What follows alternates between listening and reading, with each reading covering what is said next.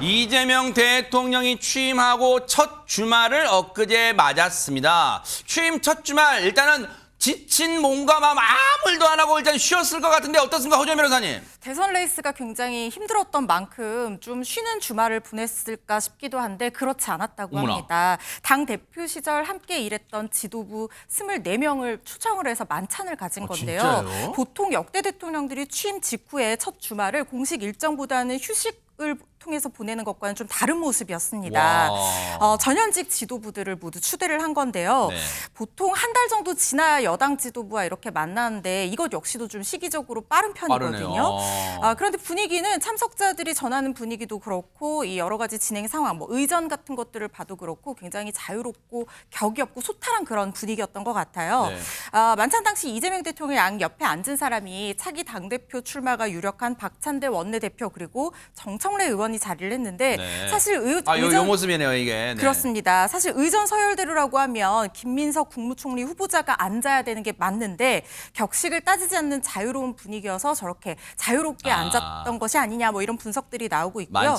만찬 때는 좌우로 앉았군요, 이렇게. 네. 그렇습니다. 한식 코스 요리에 와인을 곁들여서 같이 식사를 하면서 민생 안정 그리고 이재명 정부의 성공을 위하여 국민 통합을 위하여 이런 건배사를 주고받았다고 합니다. 근데 뭐 격이 없고 그런 걸 떠나서 일단 하재근 평론가님 대선 승리하고 첫 주말이었잖아요. 지금 저 여당 지도부와 이재명 대통령의 표정에서 일단 저 표정이 모든 걸 다 지금의 분위기를 다 얘기해 줍니다. 예, 말씀하신 대로 승리 이후에 첫 번째 공식적인 저런 자리니까 뭐 모두들 다 기분 좋게 네. 그렇게 모인 것 같고 또 민주당이 이렇게 뭐 수직적인 위계가 강한 권위주의적인 문화가 강한 조직도 아니고 또 저기 모인 사람들 사이에 무슨 계파 간의 갈등이 심해가지고 마음속으로는 어색하고 그런 사이도 아니기 때문에 네. 현장에서 그냥 자연스럽게 그냥 기뻐하는 모습들이 표출이 된 것 같습니다. 네. 근데 저 모습 중에서도 네. 특히 이재명 대통령하고 양 옆에 김병기 의원하고 서영교 의원이 함께 셋이서 찍은 사진이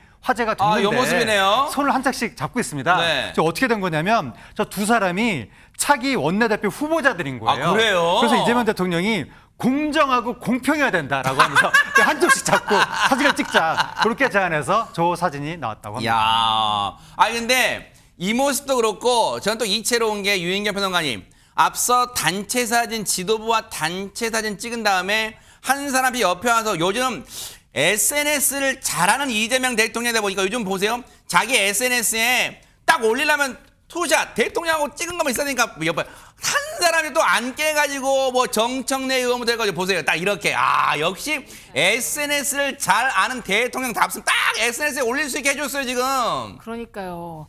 SNS 위력이 그만큼 크다는 것이기도 네. 한데요. 또 그만큼이나 대통령 자리라는 게 이런 자리 간격 1cm, 1mm까지 신경을 써야 되는 세심하게 신경 써주네요. 구나라는 네. 생각을 했는데요.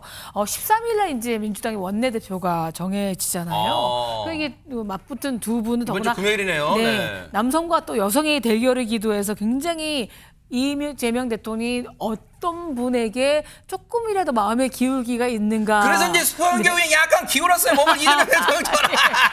서영교 의원이 당겼어요. 약간 그러네. 설득이네요. 다 각자 해석을 예, 할 수 제가 있는 농담으로 드린 거지만 말씀이네요. 철저한 중립에 엄청나게 신경을 쓰고 있다라는 대박 것이 사건. 저 사진 한 장으로 보여주고 있습니다. 네. 그래서 만찬에서도요 강조한 말씀이 뭐냐면 한쪽에 힘을 실어주는 발언은 절대 하지 않고 네. 더 열심히 해서 준비된 여당의 면모를 보여줘야 된다라는 얘기가 오간 것으로 했습니다. 또 만찬 후에는 SNS를 통해서 만찬 소감을 올리면서 네. 무엇보다 중요한 것은 국민의 삶이 실제적으로 나아지는 것이다. 그렇죠. 뭐 그렇다고 해서 원팀 정신으로 강하게 뭉쳐서 네. 이제 대한민국 향해서 힘차게 나가자라고 강조하셨다는데 이 말씀, 이 약속 꼭 지켜주시기 바랍니다. 그러니까요. 아마 시청자분들, 국민분들이 잘 먹고 잘 살게 해주세요. 이재명 대통령님 아마 할 것 같아요. 그런데 만찬 자리에 정말 궁금한 게 많잖아요. 그 궁금증을 이렇게 얘기해 준 분이 있어요. 같이 한번 들어보시고 이어가 보도록 하겠습니다.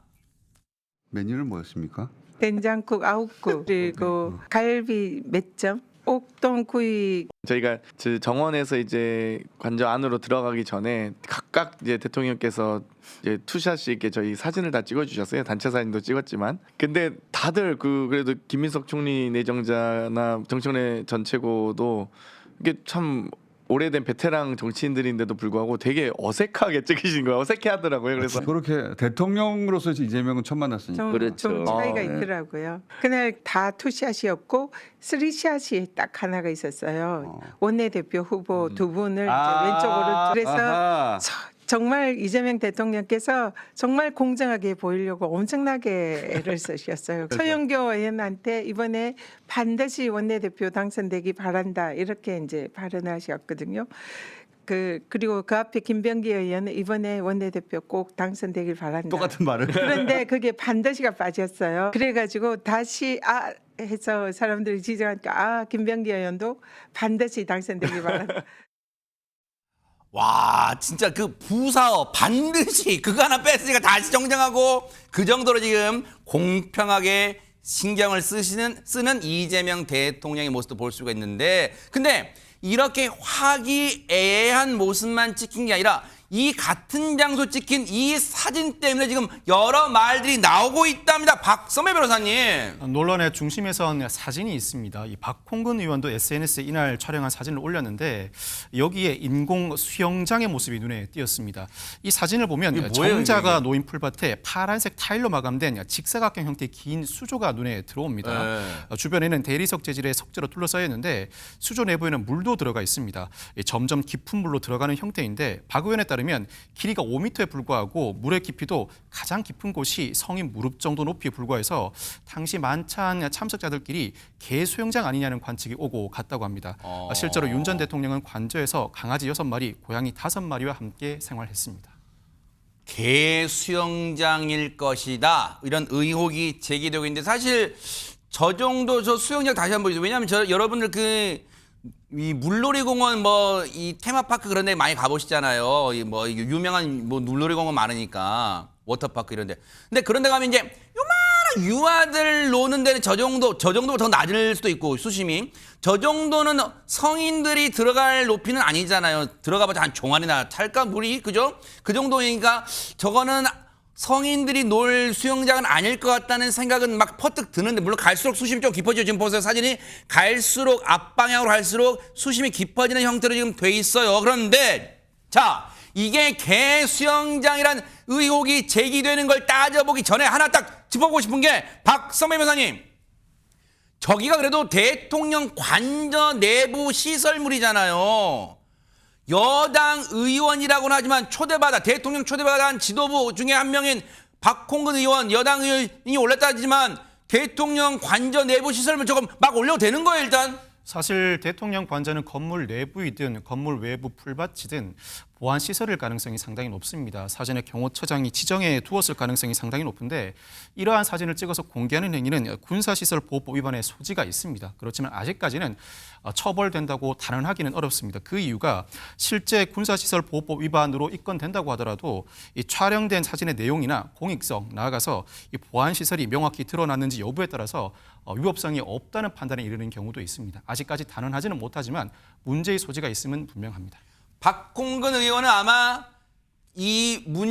뭔가 법에 저촉될 소지가 있는지 보다도 지금 저게 개 수영장 아니야라는 의혹을 먼저 제기하고 싶은 마음이 굴뚝 같았을 수 있어요. 그런데 저 사진을 놓고 앞서 말씀드린 것처럼 이건 뭐야 개 수영장을 만들어놨어 라는 의혹이 지금 일파만파 번지고 있대요. 얘기 들어보시고 이어가 보도록 하겠습니다.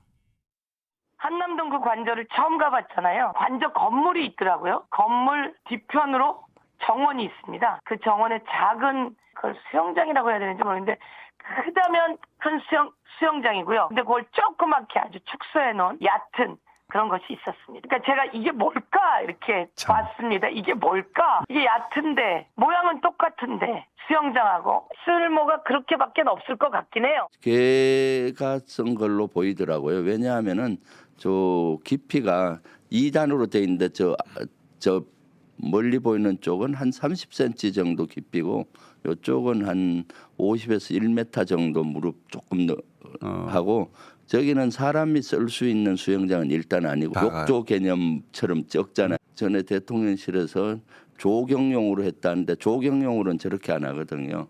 그래서 저가 제일 개 수영장 같다라고 하니까 다들 동의하더라고요. 저희가 그럼 개 수영장이면 개털이 빠져 있지 않겠냐 이런 얘기를 하면서 개털을 찾아봤는데 없길래 평소에 야 물을 평소에 진짜 많이 갈았나 보다 이런 얘기도. 하다 이런 논란까지 나오는 지경인데 전임 대통령 부부가 국민한테 어떻게 비쳤으면 이런 주장이 나와도 허준 변호사님 하나도 과하다고 생각하지 않고 하나도 신기하지 않다고 생각하는 걸까? 일단은 저 수영장처럼 생긴 게 글쎄 수조인지 수영장인지 명칭도 일단 불분명합니다만 저게 개 수영장인지는 저걸 시공한 그 업체나 뭐 그 만든 사람이 있을 거 아니에요? 그 사람한테 물어보면 안 돼요? 지금 그걸 시공한 업체가 어차피 김건희 여사의 측근이 이 연루되어 있는 업체에서 인테리어를 한다고 알려져 있기 때문에 일단 그쪽에 확인을 하기보다는 당사자 측에 먼저 확인을 하는 것이 사실은 더 빠를 것 같거든요.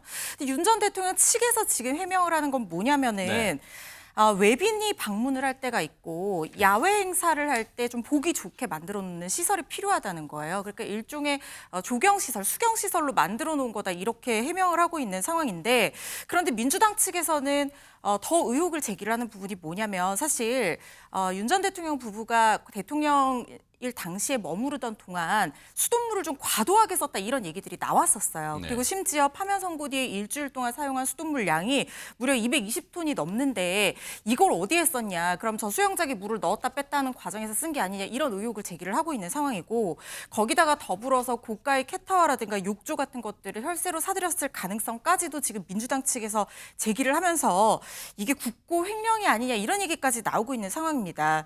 윤 전 대통령 측에서는 이게 2023년 가을에 아랍에미리트 대통령의 방한을 앞두고 만든 것이다라고 얘기를 하고 있지만 정작 그때 또 쓰지는 못했어요. 왜냐하면 이 대통령이 가자지구 사태 때문에 2024년 5월에 방한을 했거든요. 네. 저 시설이 뭔지는 확실히 지금은 확인이 되지 않고 있는 상황이기는 합니다만 그렇지만 윤 전 대통령의 해명이 국민적인 설득력을 갖지 못한다는 것은 그만큼 신뢰를 잃은 상황이 아닌가 하는 생각이 듭니다. 최재명 교수님, 저 용도가 개 수영장인지 알아보기 위해서 지금 국정조사해야 돼요. 그러면 어떻게 해야 됩니까? 그러니까 지금 상황에서는 이제 확인이 필요할 부분도 있겠죠. 근데 뭐 어떻게 사용했는지는 알 수는 없지만 다만 이제 지금 윤석열 전 대통령 측에서 얘기한 것처럼 이게 정말 용으로 조경용으로 했냐 외빈이 방문했을 때 그거는 좀 여러 가지 논란이 좀 있을 것 같아요. 저게 원래는 예전에 외교부 장관 공간으로 활용되는 곳 아니겠습니까? 그 당시에 방문했던 사람들의 말에 따르면 저 지금 수영장이 조성된 저곳이 잔디밭이었대요. 그냥 저 옆에 있는 잔디밭과 똑같은 장소였는데 굳이 저기에 수경시설을 만들 필요가 있었을까? 그리고 일반적으로 그러니까 상식적으로 생각해 보면 만약에 저기 수경시설을 만들면 조금 더 연못처럼 이렇게 만들지 저렇게 직사각형으로 만들 가능성은 낮다고 보여지거든요. 그리고 이제 중요한 건 이게 단순히 저 수영장의 문제만이 아니라 아마도 차후에 김건희 여사 특검 같은 경우가 작동이 되다 보면 공사 과정 일체에 대한 조사가 있을 가능성이 있다고 봅니다. 이제 윤석열 전 대통령 그리고 김건희 여사 가까운 건설회사 측에서 공사를 한 게 아닌가 이런 의혹이 들고 있기 때문에 그 과정을 수사하다 보면 아마도 저와 관련된 자료들도 나오지 않을까 전망이 된다고 말씀드릴 수 있겠습니다. 네. 뭐 사실관계를 밝힐지는 한번 지켜보도록 하겠습니다. 그런가 하면 지금 대선 패배 이후 갈피를 못 잡고 있는 국민의힘 상황도 짚어볼게요. 오늘 의원총회를 앞으로 당을 어떻게 이끌어 나갈 것인가 관련해서 중요한 의원총회가 있었다는데 어떤 내용이 전해지고 있습니까? 허준 변호사님. 네, 오늘 김용태 비대위원장의 거취 문제와 차기 지도체계 어떻게 할 거냐 이 부분에 대해서 경론을 벌이고 있다고 합니다. 그러니까 전당대회를 할 거냐, 그렇다면 언제 할 거냐, 그럼 전당대회까지 비대위 체제를 지금 비대위 체제를 관리형으로 유지할 거냐, 아니면 완전히 새로운 외부 비대위원장을 영입해서 혁신형 비대위 체제로 가서 당을 전체를 수술하고 전당대회를 맞이할 거냐, 뭐 이런 여러 가지 방안들이 논의가 되고 있는데 이 방안들이 각자 당권을 노리는 계파들 간의 계파 갈등으로 사실상 번지는 모양새입니다.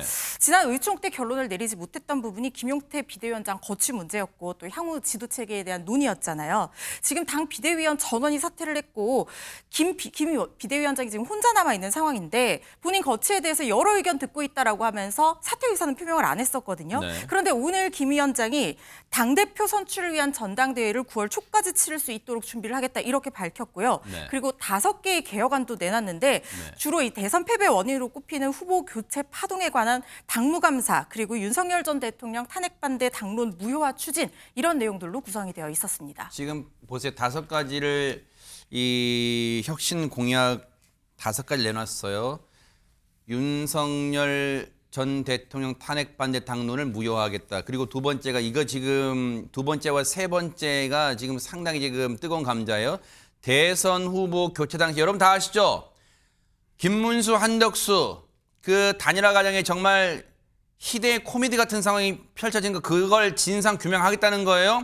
그리고 9월 초까지 전당대회를 준비하겠다는 거예요. 굳이 따져보면 직전에 당대표가 누구예요? 한동훈 전 대표인데 한동훈 전 대표가 따져보니까 2024년 7월에 당대표에 취임했어요. 그러면 국민의힘 당헌당규상 2년간의 임기가 당대표인데 따져보니까 내년 7월까지가 당대표 임기겠죠. 그러니까 9월 전당대회가 조기 전당대회를 치르겠다. 지금 그게 김용태 비대위원장의 생각이에요. 지금 그런 상황 5가지를 내놓은 상황인데 관련해서 김용태 비대위원장 얘기 들어보시고 이어가 보도록 하겠습니다. 9월 초까지 전당대회를 치를 수 있도록 준비를 하겠습니다. 제 임기는 개혁이 완수될 때라고 생각이 됩니다. 당을 살릴 수만 있다면 당원 당규에 따라 저에게 주어진 다양한 권한들을 검토하겠습니다.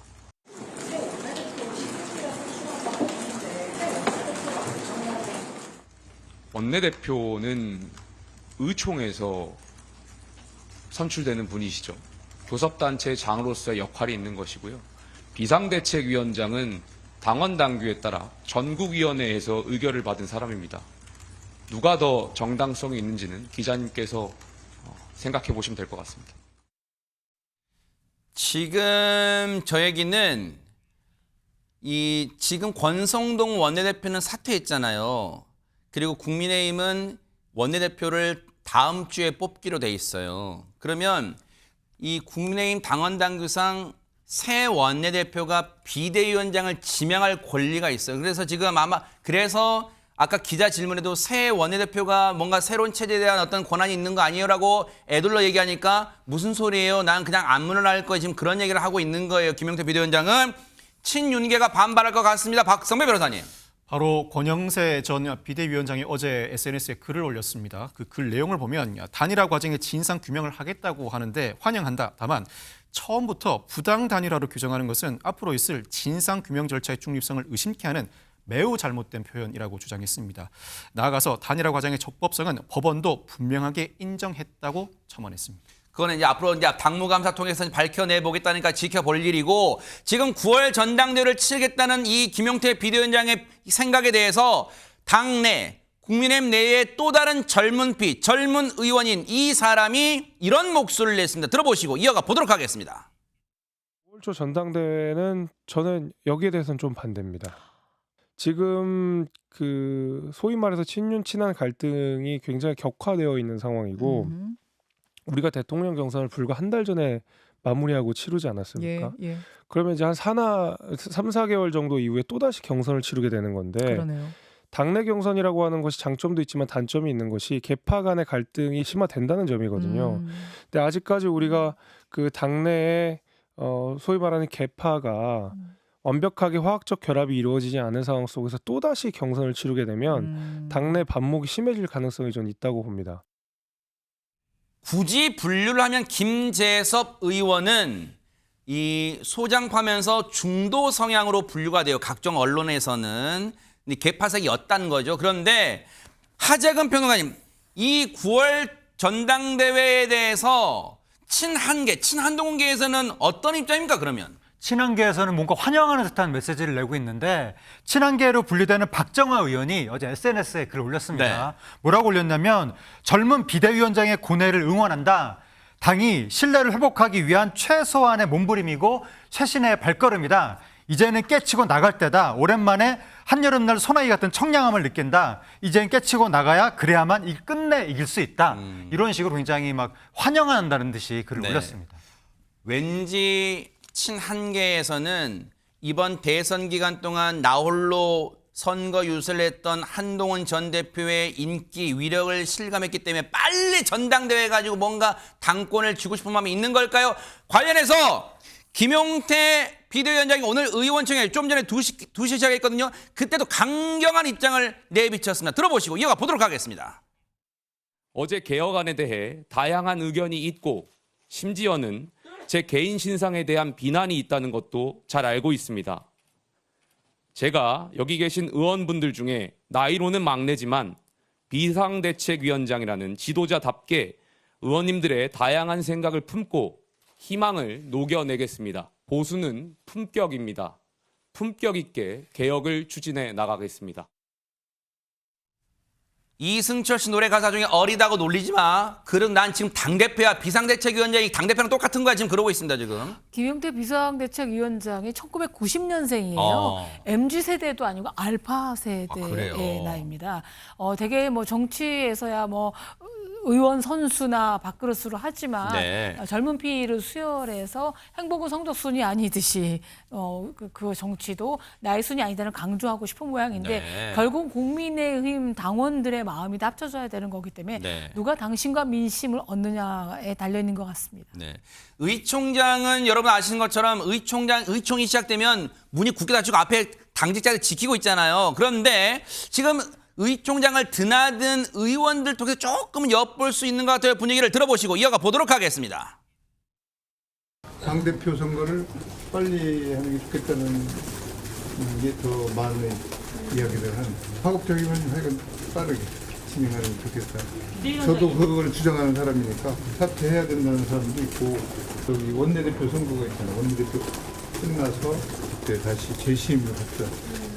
친윤 성향의 의원들은 김용태 위원장에 대해서 상당한 비판의 목소리가 많이 나왔습니다. 심지어 빨리 물러나라는 그런 말씀들도 있었는데 저는 그렇게 가서는 안 된다고 생각하고 있고요. 사퇴해야 된다, 안 해야 된다 이 부분에 대해서는 좀 난상 토론이 좀 예측이 되고 있습니다.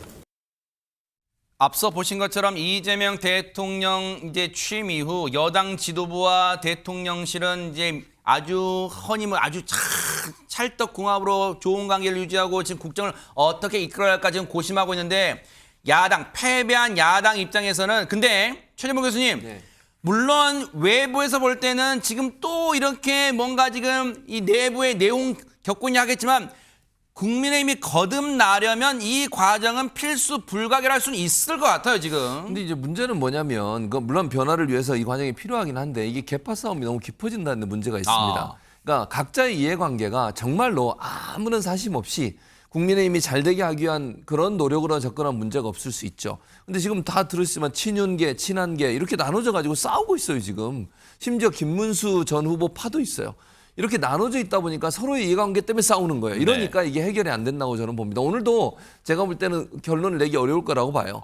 결론 뭐 간단하게 말씀드리면 친윤계는 빨리 김용태 비대위원장을 권성동 원내대표 사임에 사표를 내긴 했지만 계속 직무를 하고 있잖아요. 16일 날 원내대표 새로 만들면 그러니까 뽑으면 그 원내대표가 새로운 비대위원장을 임명한다고 주장하고 있는 거예요. 네. 김용태 위원장은 못 물러나겠다는 거 아닙니까? 네. 그 배경에는 친한계가 있어요. 또 친한계는 김용태 비대위원장 체제에서 더 가야 된다. 네. 안정적으로 잘 가다가 나중에 좀 시간 지나서 전당대회를 하자. 대표를 뽑는. 이렇게 주장하니까 이 두 계파가 부딪히는 상황에서는 네. 합의가 이루어지기가 대단히 어렵다. 네. 저는 안타깝게 생각하는 건 모든 사심을 내려놓고 접근해야 되는데 지금 상황에서는 계파별로 이해관계와 득실이 다르기 때문에 해결하기가 상당히 어려운 상황까지 가고 있는 게 아닌가 이런 우려가 있습니다. 좀 전 얘기 중에 김문수 전 후보 파도 생겼다는데 김문수 전 후보 얘기 나온 김에 박성배 변호사님, 김문수 전 후보가 누구한테 전화를 최근에 받았다면서요? 누굽니까? 김문수 전 후보가 지난 6일 이재명 대통령으로부터 전화를 받았습니다. 이 대통령이 취임 후 이틀 만에 먼저 전화를 건 것인데